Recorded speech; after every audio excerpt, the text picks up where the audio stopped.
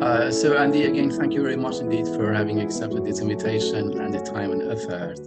I really enjoyed the book enormously. And now I start with a brief introduction about you, and then we will move on to the questions. So you can also correct me if I'm wrong in introducing you. So I go to what I've written here. Professor Andy Fitz Gibbon is a philosopher with academic interests in the areas of ethics, nonviolence, love, mysticism, and community. He is the author or co-author of 6 books, perhaps it's more now, and 14 articles and book chapters. Among his books are Positive Peace, An Intentional Life, Musing of a Secular Monastic, Nurturing Strangers, Strategies for Nonviolent Reparenting of Children in Foster Care, Talking to Terrorists, Nonviolence and Counterterrorism, Lessons for Gaza from Northern Ireland, and the book that we're going to focus on today, Pragmatic Nonviolence, Working Toward a Better World. This book, with its characters and their keen mental and discernment and great knowledge and learning, repeatedly brings up the subject of nonviolence in a dialogue. As a dialogue of the book goes, I'm quoting, Fitz Gibbon, working within the tradition of love as a base of morality and using a neo-Aristotelian framework, suggests that these virtues, goodness, no harm, courage, fairness, kindness with gentleness, care, faithfulness, reparation with forgiveness, respect with attentiveness, non-possessiveness, moderation, and thankfulness, end of quote. The book has been apparently percolating, as you say, for some years, and it's the result of diligent research in pragmatism. My first question, Andy, is, can we write on violence without experiencing it? Or let's say, what brought you to write this book on nonviolence? Maddie, thank you. First thing, thank you so much for inviting me to have a chat with you. It's one of my joys to meet new folk and to talk to them about nonviolence and love. My books are actually at 18 now. I'm just working on my 18th book. And the quote that you just gave was actually concerning my book, Love as a Guide to Morals, which was 2012, not the Pragmatic Nonviolence 2021. But the chances are I say the same thing in all my books anyway. So it probably refers to that. So your question, can we write about nonviolence not having experienced violence? And how did I come to write on nonviolence? The first question really does exercise me. I was talking to one of my Black students recently in connection with a class on philosophies of nonviolence, and he was reviewing my book and another book by a friend of mine, another philosopher, and he said to me, he said, "Professor, you're a white guy. You have never experienced violence in the way I have in the inner city, where someone points a gun in your face. What would your nonviolence say about that?" And I have to say, I said to the student, look, I have no idea what it is like to live as a Black man in the inner city and have a gun pointed in my face. And for me, that was a major challenge because my life has been easy, relatively so. I come from so much privilege that I think the student's question was a good one, and yours is a good one. I have not experienced personally a lot of violence. However, in different contexts, like my wife Jane and I cared for children for 30 odd years in the foster care system. And we wrote a couple of books about that experience and about the philosophy of nonviolence. And what we did is we applied our nonviolent thinking to caring for children who had been victims of violence. And so whilst I was not directly involved in the violence, we cared for children who had been physically, sexually abused and had physical, emotional, psychological violence, systemic violence. And so, though not directly experiencing it, worked in that kind of context to try and bring nonviolent perspectives. So what got me to it was actually, I'm going to sound like an old man now, back in 1982, and there was the Falklands War between Britain and Argentina.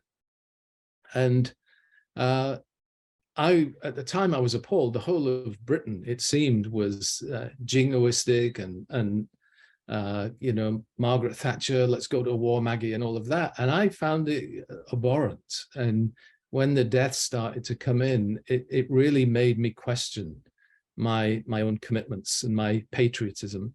And that began my journey to explore nonviolence way back in 1982. And I've been exploring nonviolence ever since, both personally and also in academic contexts. So that was how I got into it. It was an awareness, and that awareness was actually a revulsion to the kind of violence that nations can do against one another. I don't know if that answers the question. Right, yeah, perfect. Yeah, thank you, great.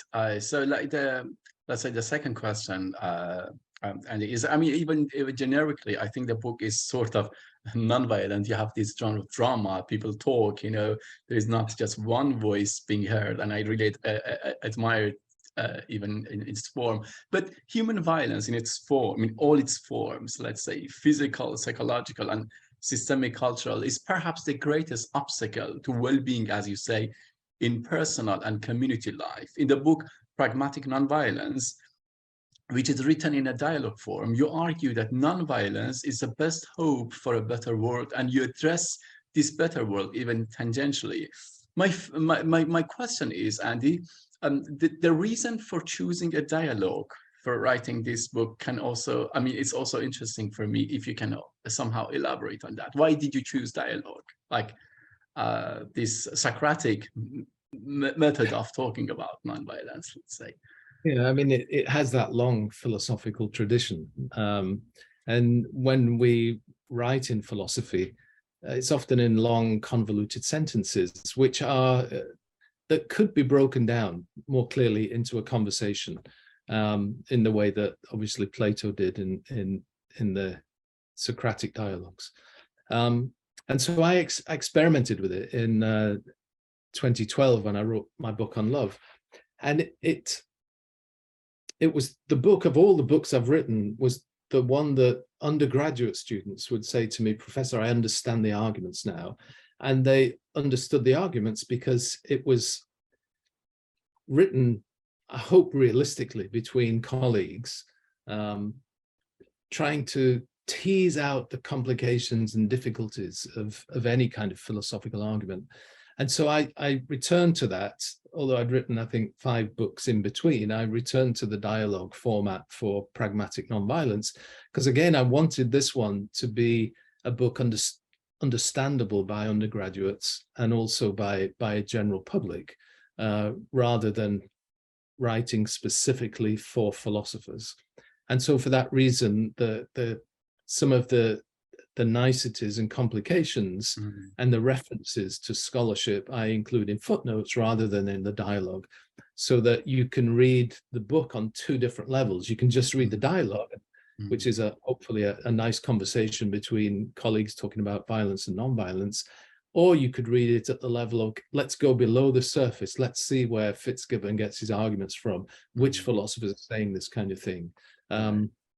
And so I hope it, in that way, appeals to scholars as well as to novices.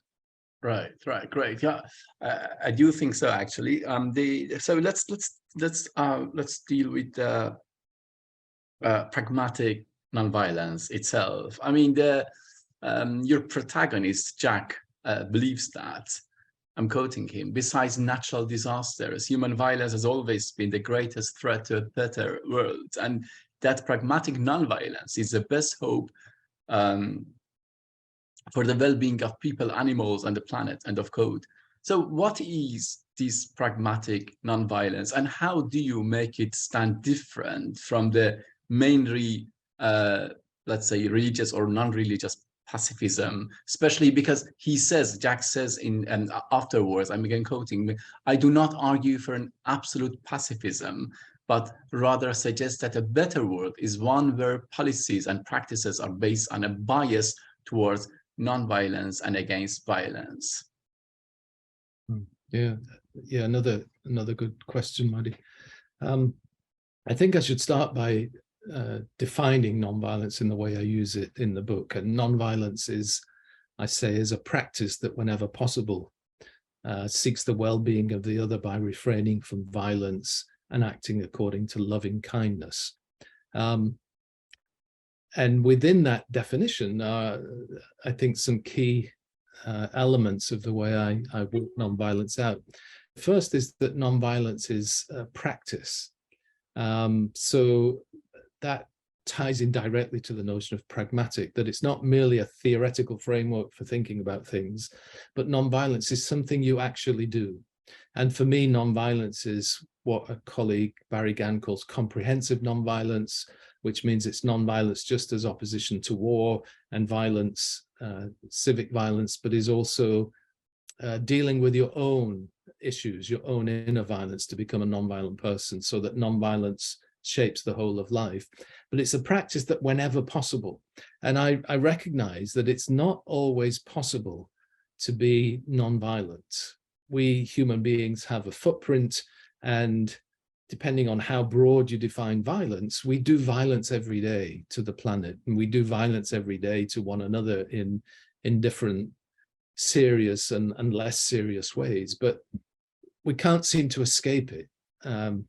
You know, driving to work, the 20 miles I drive to work, the number of bugs I kill every day in the summer is horrendous. You know, getting these dead bugs off the car is really hard work. And I think, gosh, you know, however nonviolent you want to be, you cannot escape some kind of violence to some kind of animal or to the planet itself. So it's whenever possible. Now that ties in with the notion that philosophers deal with a lot, which is intention. It's where your intention lies. Do I intend to be a non-violent person, or do I intend to cause harm to others, to the planet? So intention's a large part of it. It's whenever possible, and it's to seek the well-being of the other. And well-being has a long history in philosophy, going all the way back to in the West to Aristotle. Notion of eudaimonia, the goal of human life is a life of thriving and well-being, traditionally translated happiness, but that's insufficient in the way that we use happiness today. You seek the well-being of the other, and that's an intentional commitment. Not everybody is committed to that. Those who are egoists or egotists, they just focus on themselves. Those who are nationalists focus on the well-being of their own nation. And again, it's a long tradition in philosophy, but it's a universalist tradition. It says you seek the well-being of all, regardless of nationality or familial commitments or religion or whatever. You seek the well-being of all by refraining from violence. And again, that reinforces the notion of an intentional commitment not to do violent actions, not to play with violent thoughts, not to use violent speech, and to act according to loving kindness. So for me, non-violence has the two sides. One is the refraining from violence, but the other side is the acting with loving kindness. And again, that's a long tradition. In the East, that goes in Hindu philosophy, the Sanskrit notion of ahimsa, which Gandhi made very famous, brought to prominence. So that's the way I think about non-violence. The second part of your question was about religion, and I came to non-violence through a religious door. And at the time, back in 1982, I was a trainee minister in the Baptist sect of Christianity. And one element of the Baptist sect, going back to the 16th century, was pacifism. And it came through the religious groups in Germany and Holland that we came to call Anabaptists, who became the Mennonites and Amish and some kinds of Baptists here in the United States. And where I live in upstate New York, wherever you go outside the towns and the cities, you'll come across Amish people that still drive their buggies and still practice a form of pacifism and nonviolence. So that was the way I came into it. But the Anabaptist tradition is actually an absolutist tradition. And it's absolutist in a way that I couldn't be absolutist. Their claim is to follow the teachings of Jesus in the New Testament, and Jesus was non-violent, and therefore they became pacifists. But there was never a developed understanding in the Anabaptist tradition historically of why violence is wrong and what violence is. It was a kind of an adherence to the words of Jesus in the New Testament and no thought outside of that. And so since those early days, 40 years ago, my pacifism now is not so much based on one narrow understanding of the New Testament, a much more philosophically based understanding of violence and non-violence related to harms that are caused and well-being and all those other things. And I exercised again when female students say, Professor, what would happen if I was attacked by someone, and that's a very real reality for lots of women. Would you expect me just to do nothing, and not fight back against a perpetrator? Back in the day, I would say, well, non-violence says you shouldn't use violence. And now I tell these young women, if there is any way that you can get out of that situation, even if you have to use force and cause harm to the perpetrator, then you ought to do it. I do think there is a natural right of self-defense, but I would qualify that in lots of ways. So again, I hope that's answered the question and got to what you were thinking about. Absolutely, absolutely. And thank you for this elaborate explanation of intentional nonviolence and then pragmatic nonviolence.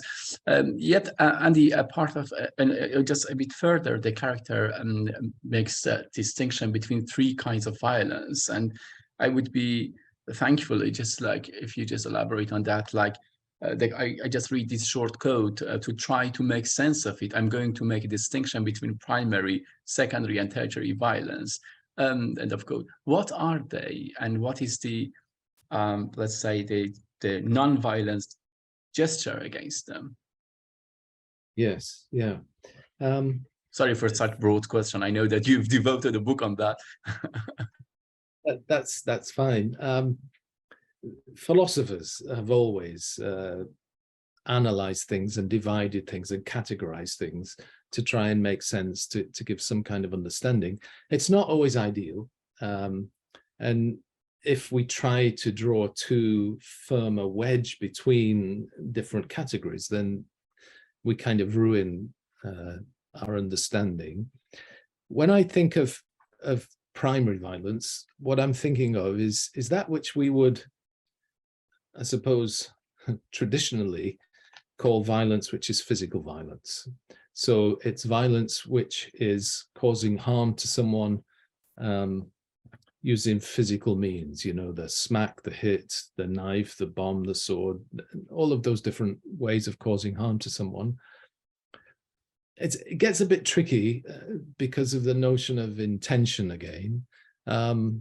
Some philosophers and good friends of mine say it can only be called violence if it is intentional. And I see some sense in that, because I think there is such a thing as accidental violence. If you're closing a door and somebody's just about to walk through it and the door closes and you cause physical damage to them, it's a violent act. Now, it's an unintentionally violent act, but it's still a violent act. Now, some of my colleagues would say, unless there is intention, it can't be called violence. And they want to narrow the definition of violence. So if I close the door deliberately to hurt someone, that's violence. If it was an accident, accidents aren't violent because there is no intention.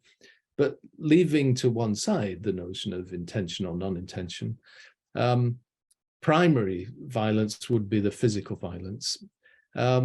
Secondary violence would be what some of us have come to call violence, which is a kind of psychological violence, where in different ways, for instance, using words. Traditionally, words would not be considered violent because they're not a physical action, but you can cause immense damage psychologically to someone by using words. You can think of the the parent who screams at the child over and over and over again, that child experiences great harm psychologically, even if the parent doesn't use a stick to hit them with.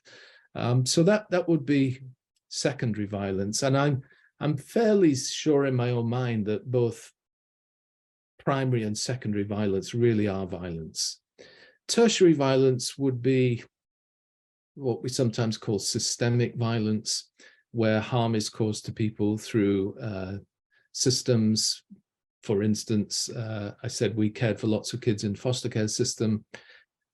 When a child is taken from birth parents, even if birth parents are abusive, violence occurs because natural bonds of attachment, which psychologists tell us are extremely important for psychological growth. When you rip a child away from parents, then they experience violence. Now, you might do it with the best intention. You might do it with the idea that the child would be better off away from these violent parents. But in removing them from a violent situation, you also commit violence. And it's the system that does it. It's often not related to any particular person's intentions. The system is violent. We can see it in racism. The way that people of color are still excluded in lots of ways from areas of society and experience great harm in that, and that's a form of systemic violence. Some people would interpret capitalism in much the same way, that capitalism as a system has to keep a certain percentage of people poor, and those poor people experience great harm, and therefore the system is a violent system. Now, I made it a primary, secondary, tertiary because some people, they so expand an understanding of violence that it can be any kind of insult, any kind of harm caused to someone, and they say that's violent. I had a student when I was teaching violence last year said to me, "Professor, you only gave me a B on the paper. I experienced that as harm. Therefore, your grading was a violent act." I said, "Well, there was no intention to cause you harm," and blah, blah, blah, blah, blah. But the student had picked it up that way. If you cause any kind of harm in any kind of way, then it's violence. And I just said to her, "No, I'm sorry, giving you a B on a paper is not violent. You might feel you should have got a better grade, but it's not a violent act." Now, some people would interpret it in the way my student did, that every kind of action that causes any kind of harm is violent. Now, to avoid that, which I think is an error, to classify violence in these ways, primary, secondary, tertiary, and you could argue which of the categories any particular act of violence falls, I think it avoids that, which I think is actually silliness at the end of the day. And sometimes we use violence in an analogous way. We talk about a violent wind, meaning the wind does great destruction, but there's no intention in the wind because the wind doesn't have intention. At least we don't think a wind has intention. I mean, I suppose a wind might have intention if you're a kind of animist of some kind. But we're using it really metaphorically, right? Now, sometimes when we use language about human violence, I think we're using it metaphorically and not in a literal sense. So it's there's complex. That was a very interesting example with your students, like grading and calling it violent. I tend sometimes to think that violence, I mean, that's not a question. I'm just thinking loudly with you, like inspired with your example, that sometimes violence is actually not a cause, but an effect of like, in that example, like justice, like discipline. As a teacher, you want to do justice. You want to just like make difference between the student that has invested more time and effort and the other one that has invested less. And so another example, one example is justice. Sometimes I think that as a result of justice, you can feel that something is violent, But another example is power. Like sometimes violence is a result of power. I mean, I will deal with that in another question, but I think this example is quite helpful to think that violence is sometimes an effect, not a cause sometimes. Yes, yeah. I think one of the, in some ways, controversial areas that we're dealing with in American universities, and you might have found this in Germany as well, is talk about microaggressions. That's often minority folk experience something as an aggression in a way that the majoritarian does not intend to be aggressive. And that is now spoken of in terms of violence, the notion of aggression. And it's a very difficult area, because you mentioned effect. Sometimes you might not intend to be offensive and the person takes offense. Now that might be perceived as a microaggression and as a violent act because of the effect it had on the person who heard the offensive words or the offensive actions. And I think we do need great care, because people have been and still are often hurt by what we call microaggressions. But I think we need to still insert the notion of intention there. And you see that not just with what we're talking about in this conversation, non-violence, violent acts. The law recognizes intention. Somebody dies at the hands of another. Depending on the intention of the person who caused the death, we might call it murder, or we might call it manslaughter, or we might call it accidental. And all the law takes into account the intention of the actor. And it seems to me that we need to do that, because if your intention is to cause harm by using offensive language, I think that's different to if I use language which I don't realize is offensive and you take it as offensive. I think there is a difference there. And it's one I think we need to keep in mind. Yeah, definitely. I'm just like I keeping this line of thought. I tend to say that sometimes I mean, I'm not sure if I'm really convinced with this intentionality there, because sometimes what is perceived, at least perceived as violence in some situations, I personally have also experienced it, definitely in Germany, in Berlin, like in day-to-day life, is that the person is not violent in the sense that he intends or she intends to be violent. Rather, the person is tactless. I mean, is a kind of tactlessness. The person talks or walks, like talks to you in a way that is not necessarily violent, in the sense that he has calculated to harm. He just like, yeah, but it's perceived as violence because it is tactless. Sure. Yes. Yeah.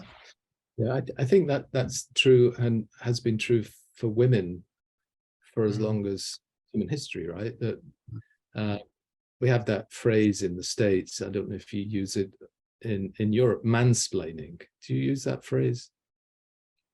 No. It's the notion that, and you see it constantly here, is a woman will say something and then the man. Right. I know. Yeah. I've heard of it. Yeah. Now I remember. Right. Yeah. And women experience that as egregious, right? That they're being treated in a way that this male would not treat other males. I think one of the things that exercises me, and where I would urge caution, is to then call everything violence, because if everything is violence, then nothing is violence. If I say something to you which is offensive and you're offended, let's call it offense and being offended rather than violence. Offense is hurt and harmful, but it's different to other kinds of harm.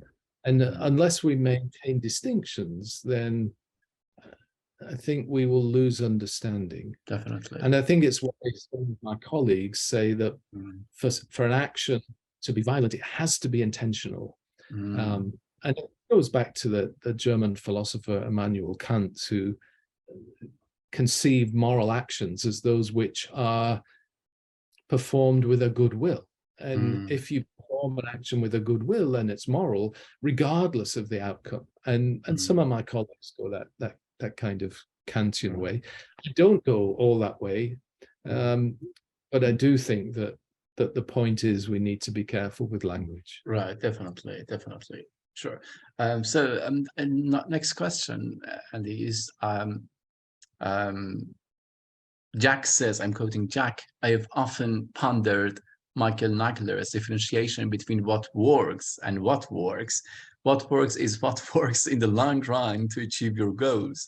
What works might immediately get something done, but in the long run fails.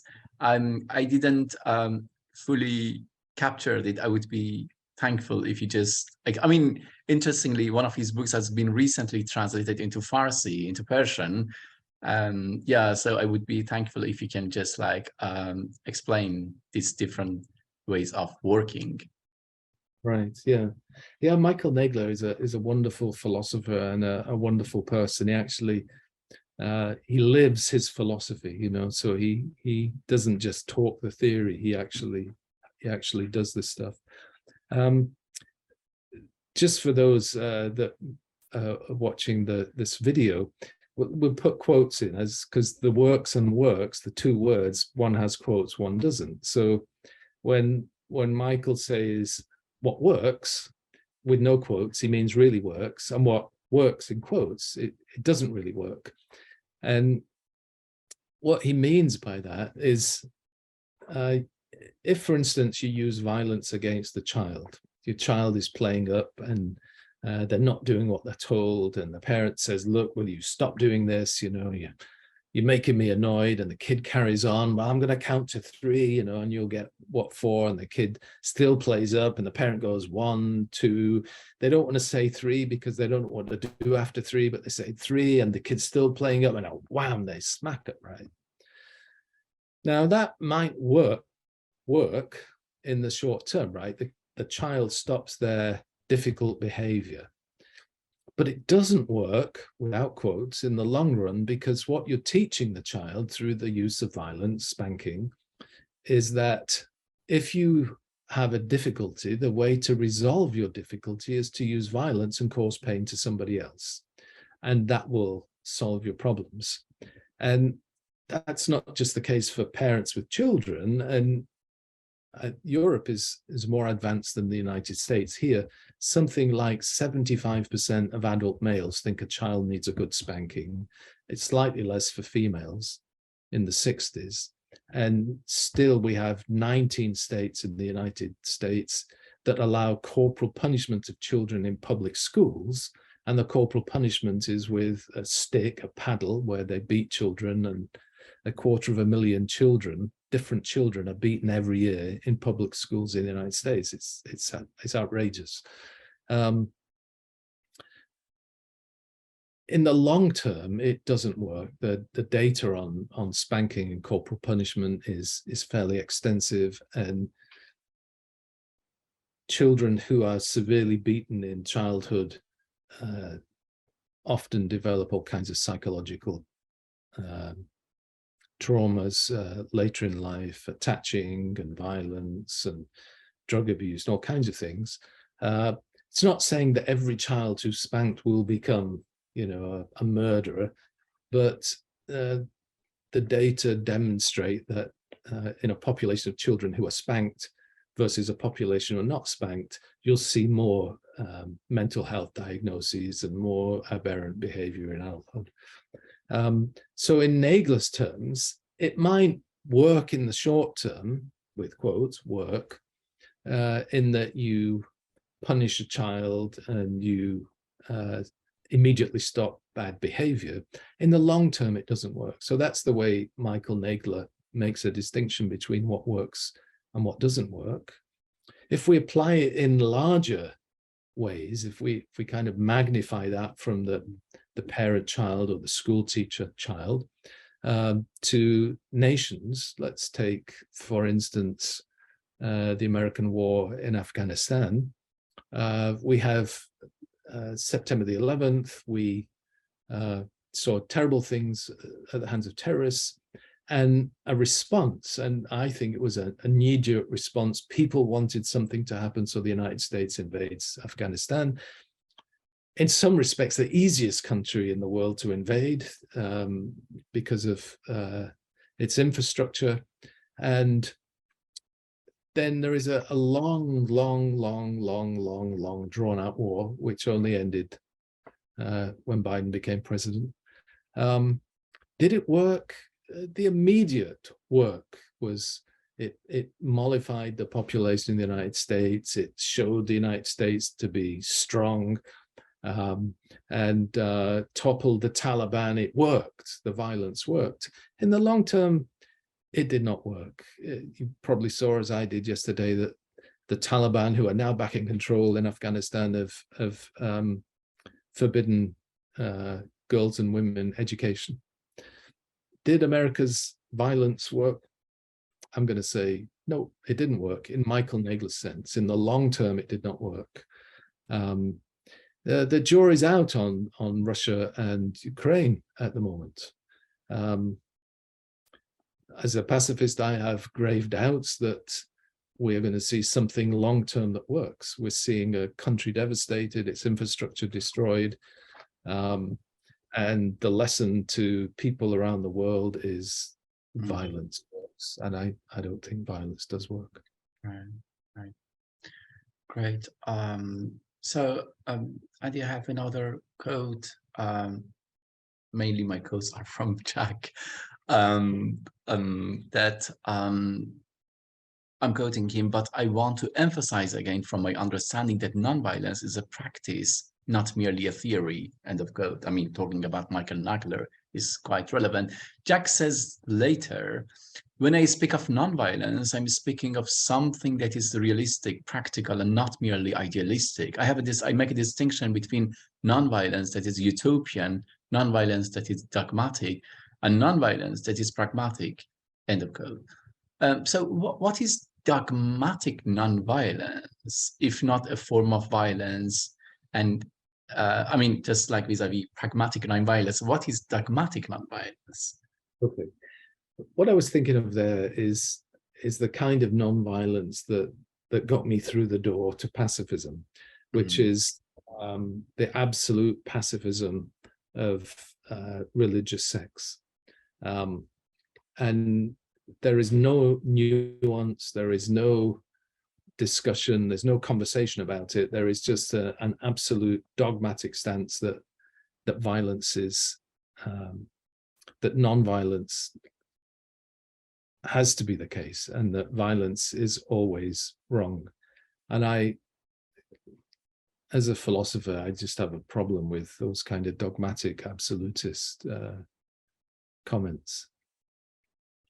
I should probably say, which you didn't explain, Muddy, is that in the book there are 4 characters in conversation, and they're all, I think of them as parts of my own psyche. I'm a split personality guy. Jack tends to speak in the book in my voice currently, but Jack is in conversation with Rivka, who is a Jewish analytical philosopher, which brings, hopefully in the book, she brings clarity to Jack's ideas. Clayton is a Black political philosopher who is also a philosophical Taoist, and I too am a philosophical Taoist in my understanding. And then Anna is a Mennonite who gives voice to the more religious, absolutist way of thinking about pacifism. And all of that goes on in my head. I'm constantly swinging between these different ways of thinking about nonviolence. So you might want to refer me to a therapist after this, to see if they can straighten me out. Yeah. Wonderful, right? Yeah, I should have explained these for aspects of your character, or for characters of the book, definitely. So the media, quoting, the media leads us to believe that violence is constantly on the rise, and that aspects and that affects public opinion. To be honest, I used to share the same sense of dread about the world as many of our progressive friends do. Those of us who work in the philosophy of peace, teaching and writing about war and terrorism and such like, often have a very jaundiced view of the world, end of quote. It's one of your aims in the book, like making us believe that violence is declining. I mean, according to the studies and the research that you have done, violence is declining nowadays. But I mean, I fully understand your concerns in the book, but at the same time, I have the impression that what is thinly disguised there is that believing that violence is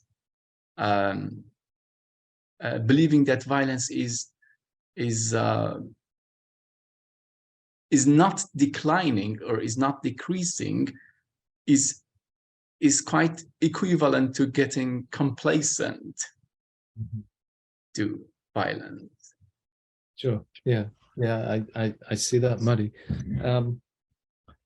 Those of us who are in the, let's call it the peace industrial complex, right, where we peddle peace, it's handy if we have a backdrop of violence, right? So we can talk about peace and look at all the terrible things that are going on.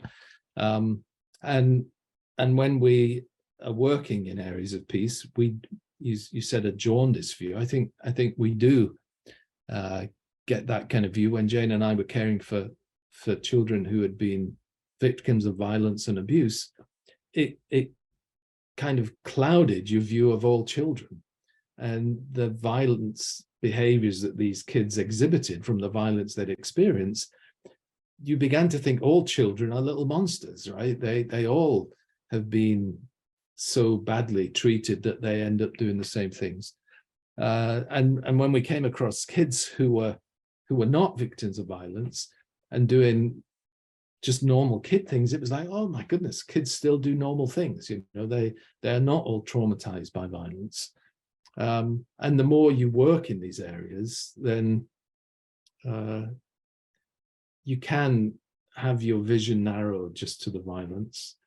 I think Steven Pinker's book, The Better Angels of Our Nature, that quite profoundly affected me when it came out 2011. What Pinker argues is that violence is in decline, but long term over the last 500 years. And his thesis is that the reason violence has declined is, and it's very kind of unpopular, is Western civilization, the Enlightenment, the turn to reason and liberalism and equality, all of those classical liberal values. It's the working out of that over the last 500 years that has produced more peace in the world. Now, that is counterintuitive to all of us who work in peace and conflict studies, because we analyze the conflicts, and the conflicts have been many and great and egregious. But his data set is a bit impressive, and it's quite difficult to argue against. For instance, with regard to homicides per 100,000 of the population, which is the measure he uses, 200 years ago, there were like 50 to 100 homicides per 100,000 of the population in the United States. And now in the United States, in the eastern states, it's like 1 per 100,000. And in the southern states, it's like 10 for 100,000. In other words, the level of violence measured by the number of homicides, even though homicides are all over the news all of the time, are actually reducing in number. Though Jane and I have worked with children victims of violence, and that victimization is egregious and terrible, children have never been safer. You know, children were often killed at birth because too many kids in the family. Children were forced to work at 7 years old in industries that would kill them by the time they were 15. Children died of all kinds of childhood illnesses, which modern medicine has eradicated. So the life of kids has never been safer.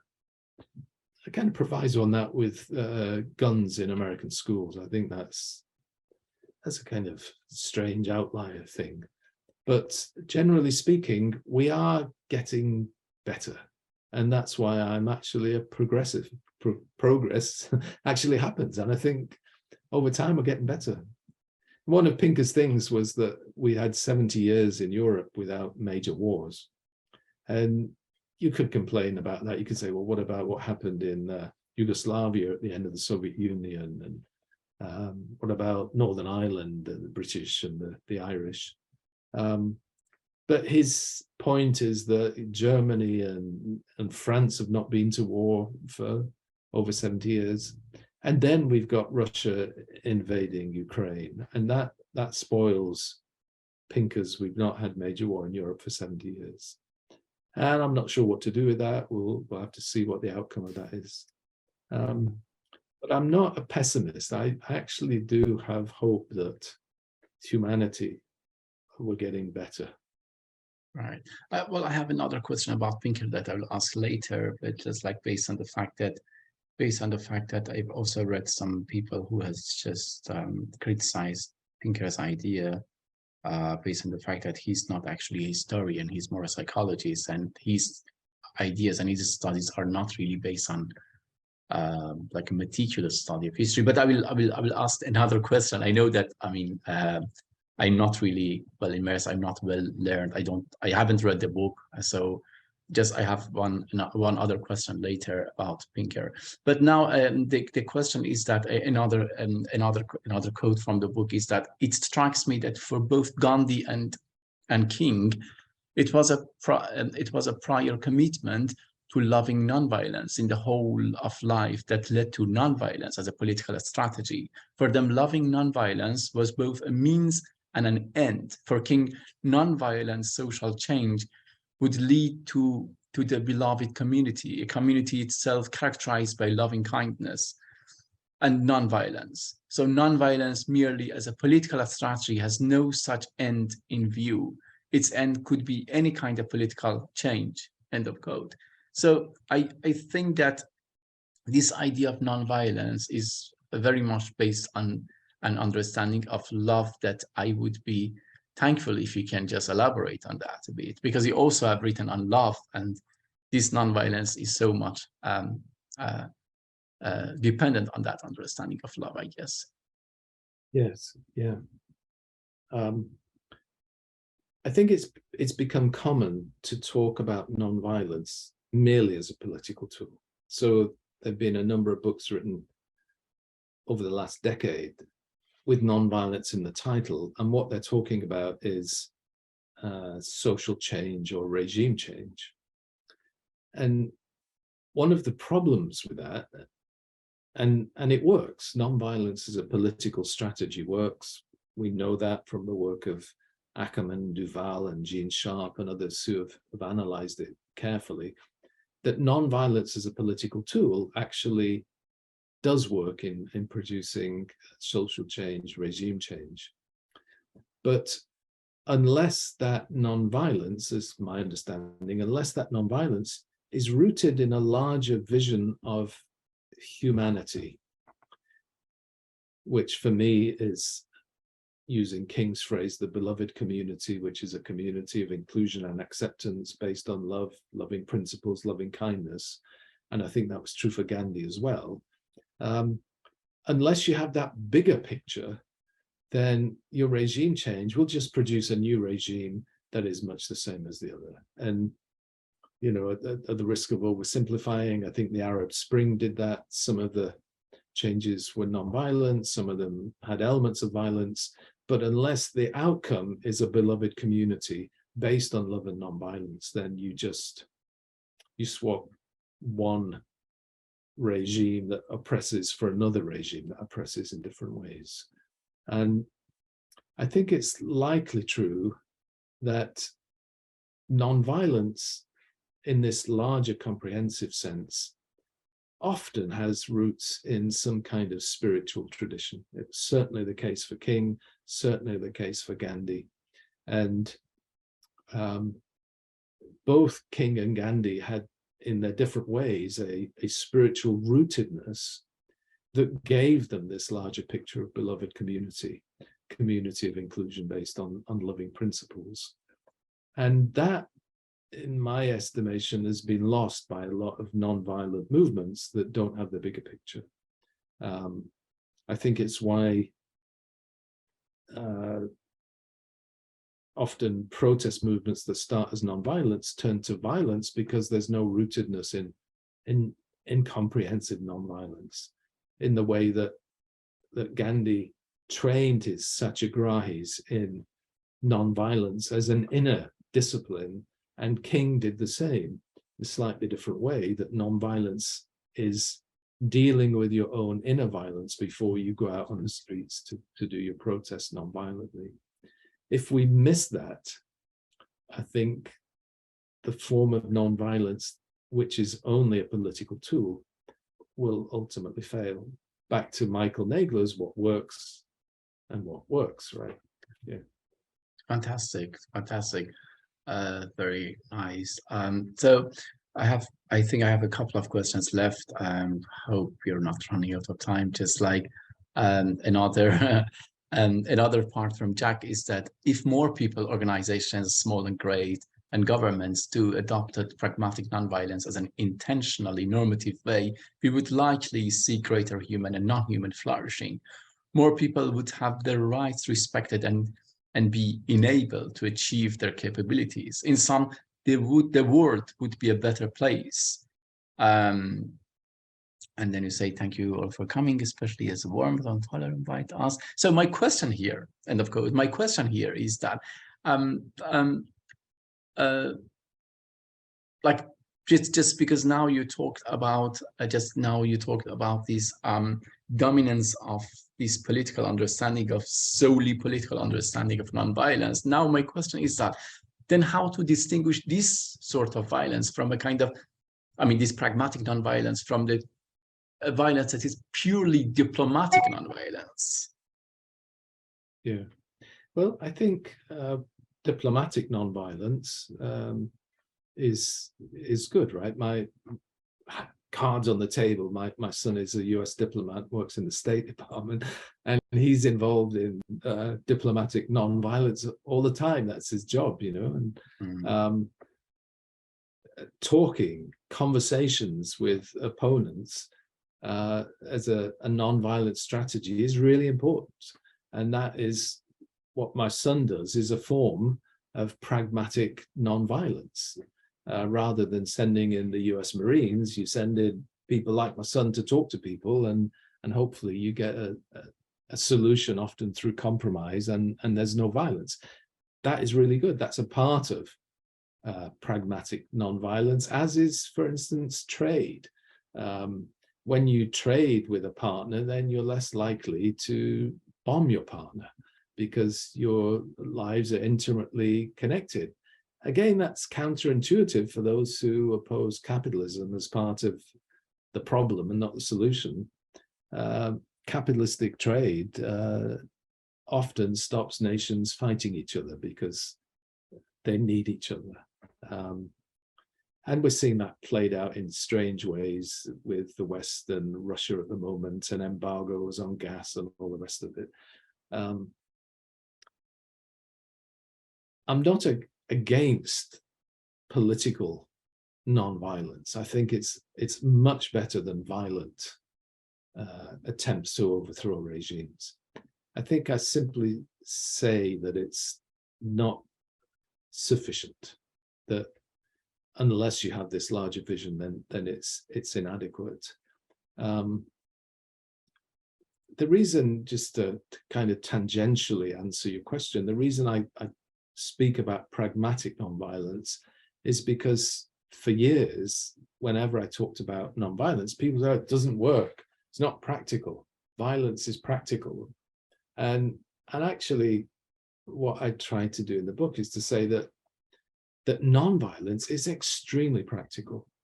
If you're in a family situation and you've got disputes, you can resolve it violently or non-violently. If you work on your own violence and you solve family issues non-violently, then the family is enhanced and people in the family flourish. And I think that's true between nations. I think that's true in all kinds of contexts. And sadly, you know, in politics in the United States, what we're seeing at the moment is a great deal of, I would say, secondary violence in the way words are used, and you know, it's quite appalling. It's not what I would like to see in terms of non-violent solutions to problems. Right. Yeah. Right. Okay. Great. Great. Thank you. You add interestingly in a part of the book that I have wondered whether, as real violence is getting less, that we work out our violence vicariously on the screen. In a sense, we watch violence enacted, perhaps with both a morbid fascination and a genuine revulsion, and then we don't have to do it ourselves, end of quote. So my question is that, can we say that direct forms of violence are being increasingly replaced by indirect forms of violence? For me, even the dominant presence of violence in mass culture is a sign of its increase in an indirect way. I mean, distance and disinvolvement, as an example. Can you make this, I mean, can you consider this distinction between like direct and indirect when it comes to mass culture and all your examples in the book? Yeah. Yeah, and it was merely a suggestion, right, in the book. It was, I wonder if that kind of idea. With our own kids and our foster kids, our parenting style was to not have violence at all. So they couldn't play violent video games, they couldn't have guns in the house, toy guns, things like that. But no doubt in our culture, the forms of violence in the media have increased exponentially. Some have argued that will lead people to become violent. You know, if you're playing a video game, killing people, and it's very realistic, you'll go out on the street and kill real people with real guns. I'm not sure what the data say about that. I think it's mixed. But we've just had the World Cup, and there we had nations from all over the world fighting it out on the fields of soccer. And I noticed on a few instances when England played the United States, where I was deeply conflicted, I have to say, because you know, in a way I couldn't lose. You know, if England won, the United States won, I won. But then it's another conflict in my own head. But one of the commentators in that game said, oh, you know, this is a revisit of 1812, when the last time the Brits were on American soil, you know, so we're going to get them this time. And I thought, well, how silly is that? And when England play Argentina, it's always, you know, back to the Falklands War. But the interesting thing is neither Britain and the United States were at war and killing people, and Argentina and England were not at war killing people. They were playing a game of soccer. And the crowd was screaming and shouting and all the rest of it. But it was kind of vicarious. They didn't then send in the gunboats or the planes or the bombers to kill people. They played it on a football field. So I suppose at the end of the day, football, the beautiful game, is the solution to all the world's problems. If we all play football, then no problem.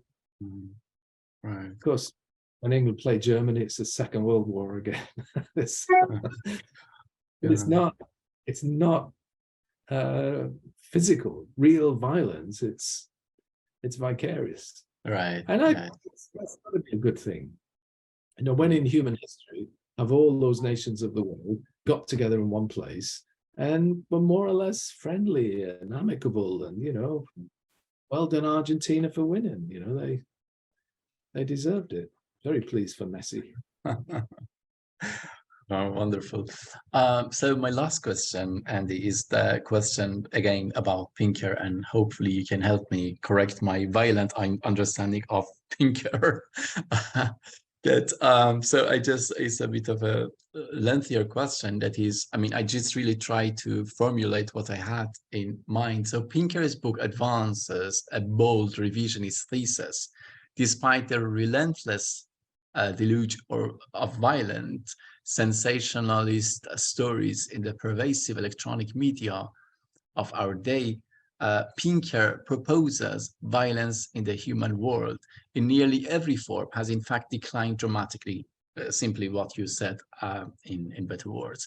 So in nearly every form it has been declined. And against this theory, as you know better than me, are others who claim that Pinker is, as I said, is a psychologist and not a historian, and his studies are not based on history.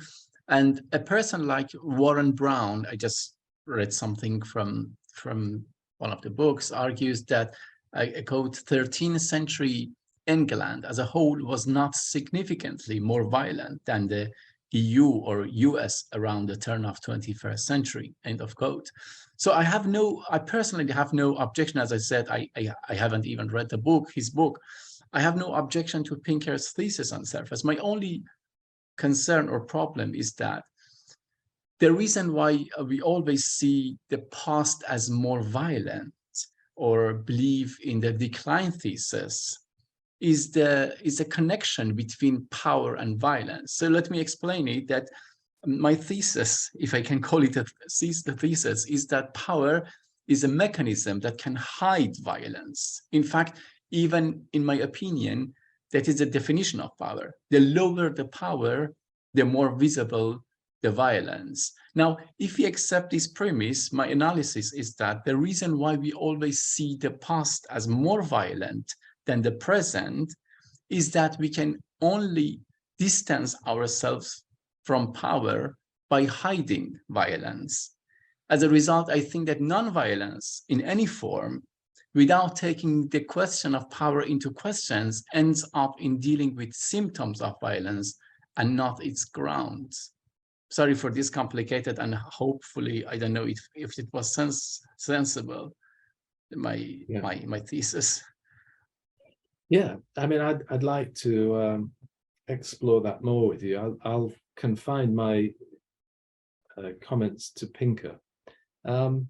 He's extraordinarily controversial, right? He's a superstar controversialist, and it's easy to dismiss him for that reason. And some of his data might be a little suspect, and the further back in history we go, of course, they were not data collectors. It's really the 20th century that was the most data-driven century in human history so far. So some of it is a little bit, you know, when he talks about wars in ancient China and it was 15 million killed or whatever, and as a percentage of the population that was 50%. I mean, how do we know exactly, you know, what those figures were? But his thesis, and this is what kind of caught me, and I still keep coming back to, and he's expanded it in other later books after 2011, is that what we think of as traditional Western liberalism has brought a great deal of well-being to the world and has reduced violence. And I'm aware, obviously, of the narratives about what Western liberalism has done and colonialism and all the rest of it. But I think it's worth a hearing. I think that's what I would say. It's worth a hearing. And if you want to go to bed and sleep better, read Pinker, and you'll feel better going to sleep, because we do live in a very disrupted, violent world in which millions of people are constantly being hurt. And for Pinker, he's not interested in comprehensive nonviolence in the way that I want to talk about it. He's still a just warist. He thinks that, you know, if you can fight wars to defeat the enemies of liberalism, let's do it. I'm obviously not in that camp, but the notion that we are progressing, human beings are progressing, I think if you don't accept that, then you can't possibly be a progressive. Well, how about understanding, accepting what you say in terms of like not falling the trap of like nihilism or pessimism, but at the same time thinking that as human being, we are more tempted to think of violence retrospectively or see violence retrospectively. We are not able to, especially those people who are experiencing violence, like referring to my first question, those people who experience violence are not necessarily able to claim that violence or to even thematize that violence that they are undergoing. That's why I think that in addition to what you say, your thesis, I think that I am convinced to say that people either avoid seeing the violence in its actuality, or they just feel better to do it in the past. Yes. Yeah. What just occurred to me is the notion of conscientization. So in the past, women were the victims of egregious misogyny and violence, but did not name it as that historically.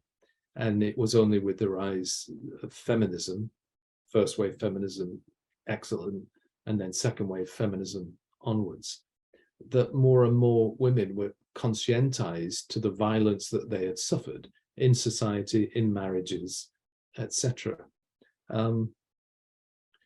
So for women, it's become, I'm going to say easier, that makes it facile. But with this consciousness raising, more and more women, and thankfully more and more men, have been conscientized to the misogyny and violence that men do. And as a result of that, I think the violence against women is declining. And I know too many women are still the victims of male violence. But we have made progress. And that's why I am progressive. Same with the violence against children. It's still abysmal, the number of children who are beaten by their parents. Right. But it's becoming less. Right. So 20 years ago, when I asked students, did your parents spank you? More than half would say yes. And then how many of you will spank your children if you have any? More than half. And now if I say who was spanked by your parents, literally 2 or 3 students in a 30-student class. And who will not spank their children, 70–80% of the class would not spank their children. So societies do change, they do move. And I think, thankfully, we have moved in some areas where violence has been egregious, still is egregious, but we're making slow, incremental progress. And that, to me, is a good thing. Right. Right. I don't want to celebrate the violence that continues, but do want to celebrate and be thankful for the lessening of violence. Right.